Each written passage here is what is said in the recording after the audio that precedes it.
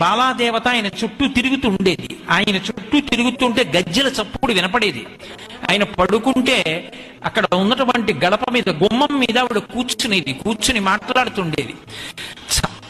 చాలా సందర్భాల్లో నేను చందోలు వెళ్ళి ప్రత్యక్షంగా అవన్నీ చూసి వచ్చాను కూడా. ఒకప్పుడు ఆయన పడుకున్న పడక కుర్చీ ఉంది ఇప్పటికీ. ఆయన ఆ ద్వారం దగ్గర పడక కుర్చీలో పడుకుని ఏదో ఆలోచిస్తూ ఉంటే శాస్త్రి గారిని చూడ్డానికి వచ్చినటువంటి ఒక ఆడావిడ, అమ్మ శాస్త్రి గారు ఉన్నారా అని అడిగింది. నేనే శాస్త్రిని అన్నారు ఆయన. అమ్మ పరాచికాలు వద్దమ్మా, శాస్త్రి గారు ఉన్నారా చెప్పండి అంది.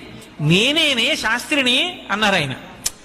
అమ్మ హాస్యం వద్దమ్మా, శాస్త్రి గారు ఉంటే చెప్పండి అమ్మా అంది. దిగ్గునైన కుర్చీలోంచి లేచి, చెప్తే వినలేవా, నేనే శాస్త్రిని అని గట్టిగా అరిచి నించున్నారు. అప్పుడు ఆవిడ కళ్ళు నులుముకుంటే శాస్త్రి గారు కనపడ్డారు. అప్పటి వరకు ఆయనకి బదులు బాలాదేవి కనపడింది. అంత